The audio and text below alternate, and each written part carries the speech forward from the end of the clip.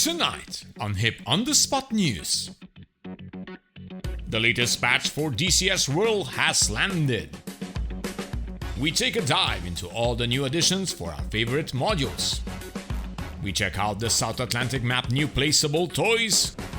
And we get ready to explore new mission possibilities. This and more on How I Play.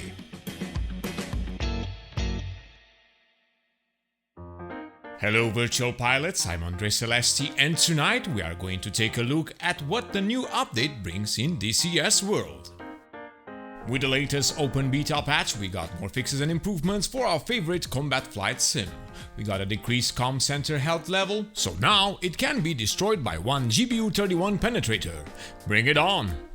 The Hornet finally got the AGM-141A TALD, with a small mention from ED that the one used on the Hornet is different from the one developed by Hitler for the F-14. Hitler will be using the TALD developed for the Hornet, but this task was not completed in time for this open beta. It should be available with the next patch. Looking forward to that.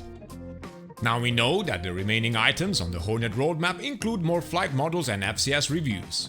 Also, the team continues work on the UFC backup page and GPS-guided weapon updates. Meanwhile, the F-16C Viper received the manual bombing mode, the fixed DED page, and many fixes and improvements. Also, the next priority item being worked on the Viper will include finalizing the max toss anticipation queue, updates to the external and cockpit models, the Mk-84 air high drag bomb, the LADD bombing mode, the FCS bit with control surface animations, and airshow smoke pods. I linked both the Viper and the Hornet's roadmap in the video description for you to take a look. Moving on with the AA-64D Apache, they added the target state estimator, the altitude hold mode, showcased for us on Discord by Delta12. They also added the dashboard covers, sun visor animation, and improved the definition of pre-planned threads, alongside the addition of the main rotor VRS states, which is currently work in progress. There is quite a decent sized list of improvements and a few fixes that were necessary for the Apache.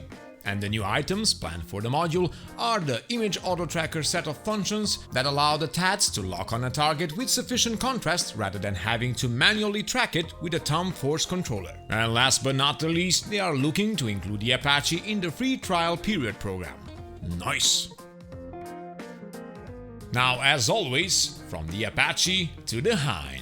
We got improvements to the sensitivity of pedals controlled by buttons change, and it's adjusted in the special settings. And the anti-ice system is finished, all of this alongside multiple fixes.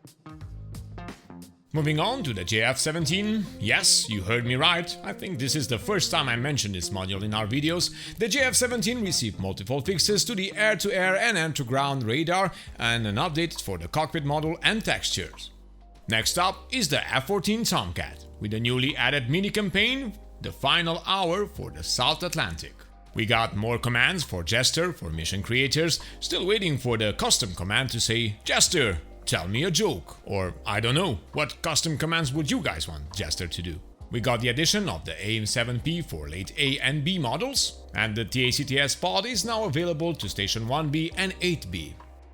The Tomcat got a complete overhaul and fix on the emergency wing sweep axis, also quality of life changes like the wing sweep initialization on spawn, more available bindings for the Rio, and more liveries and updates to the existing ones. And that's it for the Tomcat. Next is the Polycarp of I16, a module that got moved from the early access to release status. It got training missions, a few single missions, extra zones for the throttle direct control, fixes and mixture control, a ground power unit and wheels chocks, failures for different systems, an English cockpit, and besides many fixes and improvements, more liveries. And now for the star of the show, the South Atlantic map by Razbam. Yes, fellow simmers, we got the assets, and guess what? The assets are available for everyone, no matter if you have the map or not. So we got a Castle-class patrol vessel, a harbor tug perfect to place around the ports and make them look busy. Then we got the HMS Invincible aircraft carrier, yet another magnificent addition to our naval operations. The carrier will be accompanied by the HMS Achilles, Andromeda and Ariadne frigates. Then we got 2 other Chilean frigates, the Almirante Lynch and Condell, 1 Argentinian submarine, Santa Fe, and 2 new vehicles, the English Fire Department unit and the Lark 5, an amphibious transport unit. We also received the placeable excavator, small lighthouse, the wind turbines for land and offshore, and of course the tower cranes. And luckily, we don't need to place them on the South Atlantic map, as they come already placed with the map, just unless you want more. There are a few small issues with the assets pack, but they will be fixed in the future. And last but not the least, we got missions for a few modules in the South Atlantic map, including the Vigan, and that's it. I think there may be other modules, but I may not own them to check out, and the patch notes don't list them. Maybe.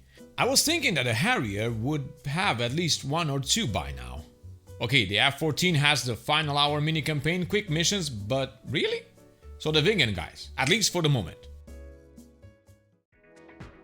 We had a wonderful time last week on our Hip Games TV Discord, together with Delta12, Jojo the Box, Alaric, and Sergeant Dev Rupesh. It was a lot of fun exploring the new additions in DCS World. You guys made my day. If you want to join our conversation and hang out, there is a link for our Discord in the video description. Moving on, Airgs Engineering showcased the air-to-air and air-to-ground radars for the F1CE module. No commentary, but the videos speak for themselves. No? No? Oh well. The F5E Tiger II development was mentioned by ED not too long ago. They are improving the aerodynamics flow conditions, the payload and aircraft specific modules, and these are just some of the works in a much more larger update. Well, that sounds good. Looking forward to hear more.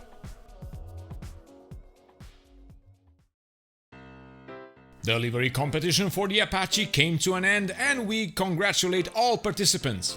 He also mentioned that selecting 10 winners wasn't easy. We can surely understand that, as our community is a highly passionate and talented one. I linked the post with all the winners. Congratulations to all of them. We also got a summer sale that is in effect, with 30% on the most popular modules and up to 50% off everything else. The summer sale will run until the 11th of July, and on Steam with a summer sale till the 7th of July. And that's it for today. Thank you all for watching. If you want to support our channel, feel free to use the thanks button that was recently implemented by YouTube, and remember to leave us a like if you find our video informative, and subscribe to keep in touch with all the latest news on your favorite simulators and games. I am Andre Celesti, reminding you to fly safe, and I'll see you next time.